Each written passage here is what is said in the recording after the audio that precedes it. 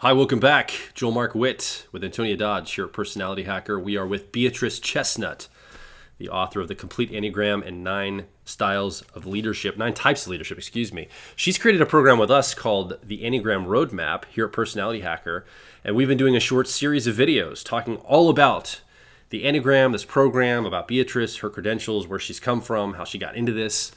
And in this video, we would like to talk about the actual Enneagram system itself, get into a little bit more nuance, and talk about the discipline or the school of thought, the way Beatrice talks about the Enneagram, and go into some more depth so that you have something to basically anchor yourself to, something that you kind of have a structure around to know what's actually going on here. What are we actually talking about as far as the system goes? So Beatrice, would you give us kind of the broad brushstrokes of the structure of the Enneagram system and how you see it? And then I also want to talk about the 27 subtypes as well. But let's get kind of a 30,000 foot view, and then we'll zoom in this video. How's that sound? Okay, sounds good. Sounds good. So the Enneagram symbol itself and the 9 types arrayed around it is based on sacred geometry. And don't have probably the time to go into all the symbolic meaning of the different pieces, but suffice it to say that the number 3 is really important. So one of the things the Enneagram teaches us is that we actually have 3 centers of intelligence, not just one. So in the West, we tend to think of our head as kind of the center of our intelligence. We think with our head. Well, in the Enneagram approach, we have 3 centers of intelligence, or ways of processing information from the outside world. One is our head, or we think and analyze, but our heart is also a center of intelligence, according to this. And so with our heart, we feel emotions, we relate to others through empathy, we connect with others through our heart and how we feel about them. But then our body is also a center of intelligence. Kinesthetic knowing, gut knowing, whether to move into action or not move into action, instinctive intelligence. This is all located in what we call the belly center, or the body center of intelligence.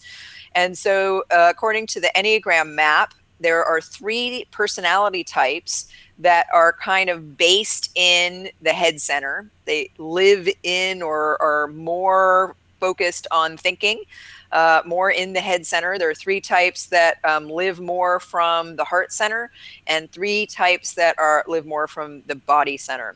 Now, the Enneagram is a map of wholeness, and one of the things it reflects is the fact that we humans have capacity for wholeness and connectedness, both within ourselves and connected to our higher self, but also with others and nature.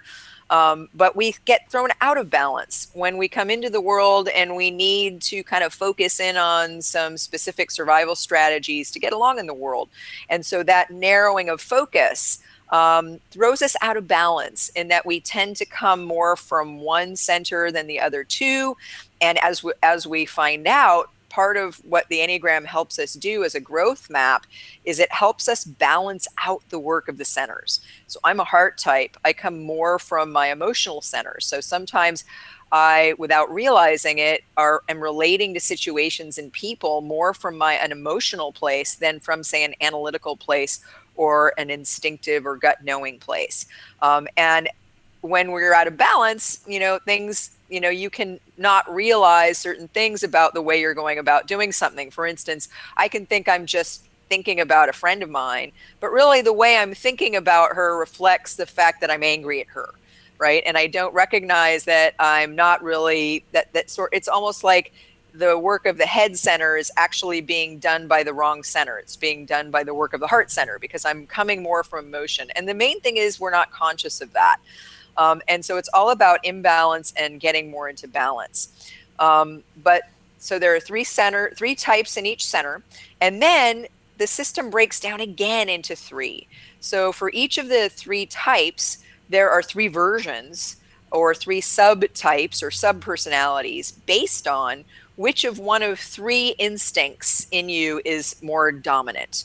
Okay. So the idea is that we have 3 instincts in addition to 3 centers and a type. that are based in our belly center, but one of them tends to be overdone or more prominent.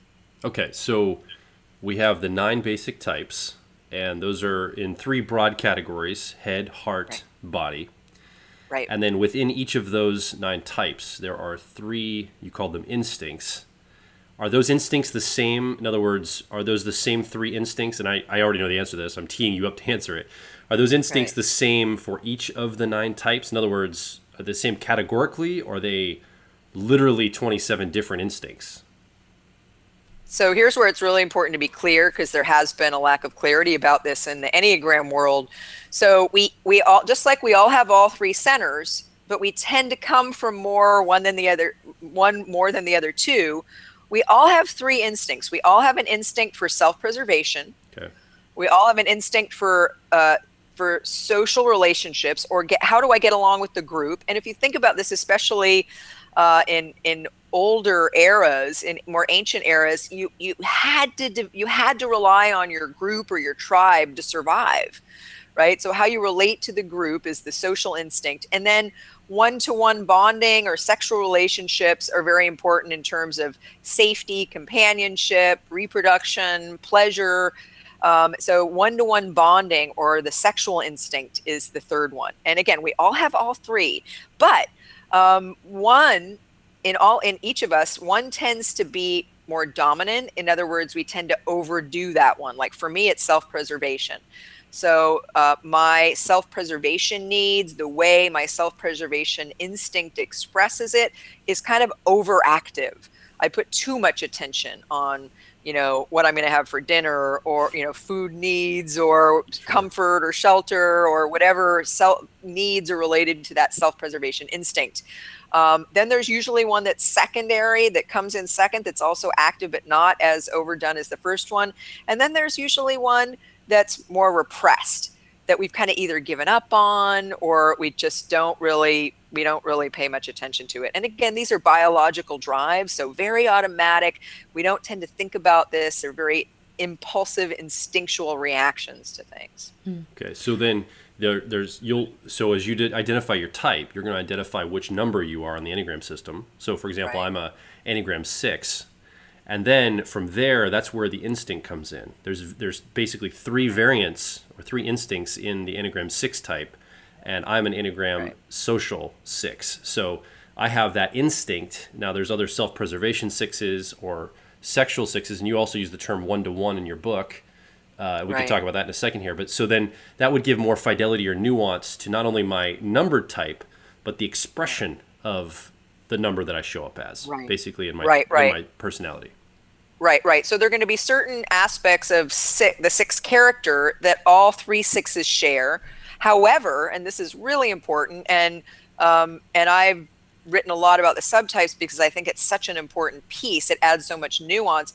The 3 sixes are going to express different strategies. They're going to have different patterns. They're going to have different focus of attention, and different growth paths. And that's really important to know, both in finding your type, but also and especially in what you need to work on to be more whole. And just to be clear on the discipline that you come from, there are other schools of thought around Enneagram that use the word subtype but are not referencing the instinctive variant subtype, correct? Right. So let me say it this way, because again, this has been very confusing. So the instincts are these 3, biological drives, right? For self-preservation, social relationships, and sexual or one-to-one bonding. The subtype is what you get when you take one of these instincts and kind of combine it with the type. So I'm a 2. I am a self-preservation dominant. But in the past, I think when we didn't have that much information about the subtypes, we would think, well, it's just 2 plus this sort of generic category of what it means to have a self-preservation instinct, to be prominent in your experience. And so there was a lot of overgeneralization on one hand. But the subtype is really, it's sort of a complicated mix of, and sometimes in ways you wouldn't expect, of what happens when you have a particular type pattern and all that goes with that, and a specific dominant instinct. Now, terminology confusion has come about. There's one school of thought in the Enneagram that wrote about the wings as subtypes. And so they didn't use the term subtype for what I'm calling the subtypes. They used the term instinctual variance, right? So they are basically saying these types can vary by instinct, and so they call them instinctual variants. Now, when people who are in that school talk about the instinctual variants, oftentimes they shorten that title and just refer to them as instincts, right? So they're referring to the 27, what I'm calling subtypes, as instincts. And I think there's some confusion there, because what the instincts really are, especially where I'm coming from, are these 3 biological drives. When you combine an instinct with a type, a dominant instinct with a type, you get a subtype, one of 3 subcategories. So I like to use the word subtype. I don't think wings are full-fledged subtypes. I think they're more flavorings and developmental opportunities. But I think that knowing your subtype is really important, because it gives you a lot of additional, more nuanced, very important information about how your type operates at a more granular level. All right. So just to make sure that you said it just very clearly, but to make sure that I'm getting it and reinterpreting it accurately. Some schools of thought believe that your type plus your wing. So like as a 3, I have 2 and 4 that are connected to me. And there was a school of thought that indicated that whichever one of those 2 wings I favored, that would be my subtype. And then my instinctive variant was something that kind of got tacked on as maybe a little bit more nuance or flavoring in my subtype, which would have been my type plus my wing. And in this school of thought, it's actually subtypes reference my type as a 3 and my instinct, and sort of the alchemization that happens when you take my 3 and you times it by the instinct that I favor, which is sexual, and then I get a whole different flavoring of 3 than I would had I been maybe a 3 social or 3 self-preservation. So when we talk about subtypes here, we're talking about the fusing of my type and my instinct together, not my type and my wing with the instinct tacked on, but an alchemization of an understanding of my type plus my instinct. And then my wings, both of them, both 2 and 4, would give me, like you said, they would be things that would be aspects of my personality and their developmental opportunities. So having an understanding of both wings is actually quite beneficial to me, because then I can understand a more nuanced sort of manifestation of my type. But I think we wanted to be very clear about what we talk about when we're talking about subtypes, because in the Enneagram world, subtype can reference multiple different styles or schools of thought. But in this one specifically, it's that fusing of your type plus your instinct, which creates a whole different subtype. Right, okay. Exactly. And I think the view of subtypes that I write about and that I teach and that I talk about and that has been really helpful to me personally, it is drawn from the work of Claudio Naranjo, who was one of the original seminal authors about the 9 Enneagram types as we know them today. So I'm an academic, and so to me, the original sources are really important, and if you want to build on what the original source did, that's great, and maybe sometimes you can correct or enhance. But in my view, when I didn't really understand the subtypes in the early years of my Enneagram training in the way they were presented. But when I learned the subtype version that I teach in 2004 from Naranjo, it was like a huge revolution in my understanding of the Enneagram and in my self-understanding, because I think he had been refining the very interesting, complicated, sometimes paradoxical subtype descriptions, the 27 personalities, in a way that I hadn't heard before. And so I was really interested in disseminating what he was teaching, that I learned starting in 2004, because I thought it was this alchemical mixture that not all the subtype descriptions that I had read before were really describing in depth. So the subtype component in the Enneagram literature is a bit confused. So I think it's important for people to know that. And that I'm teaching a very particular approach in the Enneagram Roadmap. And what I'm really happy about in the Enneagram Roadmap is we go into that in very much depth, not only in just describing the subtype, but how identifying your subtype is a first step on being able to do a lot of personal growth, because it's such specific granular information about your patterns and your focus of attention, and what you can usefully work on to grow. So I think it's important that we clarify our terms, and what an instinct is, what a subtype is, and that there are different descriptions of the different subtypes. Sometimes other schools of thought calling them instinctual variants, but that one of the things Enneagram Roadmap will provide, I think, is more clarity around, okay, here are the centers, here are the types, here are the subtypes, and again, a lot more information about the subtypes and this approach to them than I think you can find in a lot of other places, because Claudio Naranjo hasn't written very much about them himself. And aside from my book, The Complete Enneagram, and to some degree in the 9 Types of Leadership, there isn't a lot out there.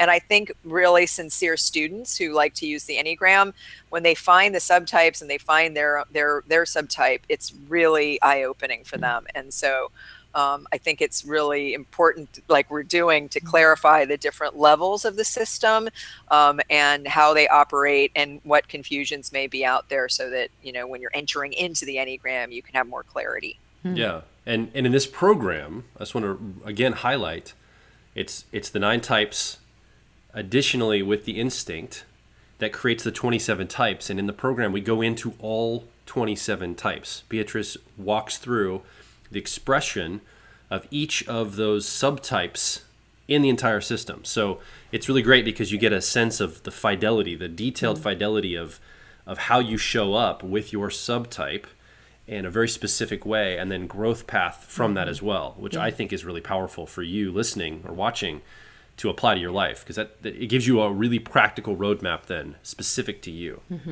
And I think the focus and attention on how to use a knowledge of your subtype to develop, to become the best version of yourself, and to be able to transcend some of the traps of your subtype, because each of the subtypes also have traps, not just the types, but the subtypes, and to be able to navigate your way through them, which is why we named it the Enneagram Roadmap. It is a roadmap for your development. So why don't we complete this video and then move on to the next video, which will be the final one in the series, where we will discuss how the Enneagram can be used for personal development, and maybe some specific examples of how understanding your subtype can lead to becoming the best version of yourself.